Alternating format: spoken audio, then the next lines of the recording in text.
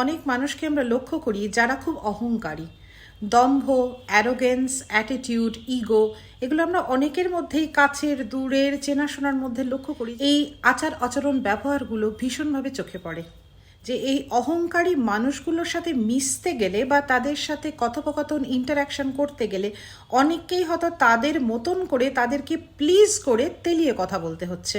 সেই জন্যেই অনেকের না এইরকম ধরনের মানুষের সাথে ডিল করা, কথা বলা, ইন্টারাক্ট করাটা খুব কঠিন হয়ে ওঠে। কারণ সে বুঝতে পারে না যে কোন কথাটা বললে সে হয়তো হঠাৎ করে অপমানিত ফিল করতে শুরু করলো বা রেগে গেল, বা তার মনে হতে শুরু করলো যে তাকে ডিসরেসপেক্ট করা হচ্ছে বা ছোট করা হচ্ছে বা পাত্তা দেওয়া হচ্ছে না। অহংকারী মানুষদের সাথে আপনি যদি সমান তালে তার মতন করেই অহংকার, চ্যালেঞ্জ, ইগো দেখিয়ে তার সাথে জেতার চেষ্টা করেন, তাহলে কিন্তু ইন্টারাকশনটা এবং সম্পর্কটা খুব প্রচণ্ডভাবে অ্যাগ্রেসিভ এবং তেতো হয়ে যেতে পারে। এই অহংকারের জায়গাটা বা জেদের জায়গাটা কিন্তু কোথাও একটা নিরাপত্তাহীনতার জায়গা থেকে আসছে। কাজেই সেইটার সাথে যদি তার মতন করেই আমি পাল্টাতে একই ওয়েতে আমি তার সাথে ইন্টারাক্ট করতে যাই, তাহলে কিন্তু পরিস্থিতি আরও খারাপই হবে, ভালো নয়। কাজেই তাকে শিক্ষা দেওয়া বা তাকে আমি বুঝিয়ে ছাড়বো যে আমিও কিছু কম না, এই অ্যাটিটিউড নিয়ে এগিয়ে যাওয়াটা, তাদের সাথে ইন্টারাক্ট করাটা কিন্তু শ্রেয় নয়। তাহলে কি আমরা অহংকারী মানুষদের অহংকার, দম্ভ, অ্যাটিটিউড সহ্য করব?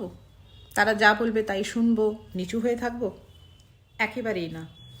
প্রত্যেকটা ভিডিওতে যেরকম বারবার বলতে থাকি, বাউন্ডারি সেট করা, যে ডিসরেসপেক্ট বা আপনাকে ছোট করার টেন্ডেন্সি যখন কেউ করছে, তখন একটু চুপ করে তার দিকে তাকিয়ে থেকে উত্তর না দিয়ে এবং তাকে বুঝিয়ে দিলে যে আমি বুঝেছি, কিন্তু তার পরিপ্রেক্ষিতে আমি তোমাকে অ্যাটাক ব্যাক করিনি, এই জায়গাটা করলে কিন্তু একটু হেল্প হয়। একটু যদি এই মানুষগুলোকে আমরা বুঝে তাদের সাথে সহানুভূতিশীল, তাদের সাথে একটু ডিল করতে পারি, তেল না দিয়ে বা প্লিজ করার চেষ্টা না করে, তাহলে কিন্তু ডেফিনেটলি একটু বেটার হয়।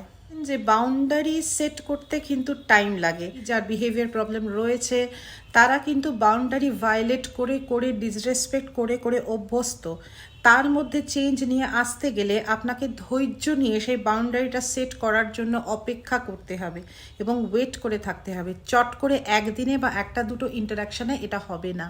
যখন কোনো এরকম ধরনের মানুষের সাথে আমাদেরকে ইন্টারাকশন করতেই হচ্ছে বা নতুন কাউকে পেলাম, নিজে এফেক্টেড না হওয়া, নিজে রিয়্যাক্ট না করা, নিজের ভেতরে সেই রাগ বা ভয় বা টেনশনটা তার সাথে মেশার জন্য যেটা হচ্ছে, সেই জায়গাটা যতটা কন্ট্রোল করা সম্ভব সেই জায়গাটা কিন্তু সবচেয়ে আসুন। সেই জায়গাটা কন্ট্রোল করতে পারলে দেখবেন এতটা কিন্তু অসুবিধা হবে না।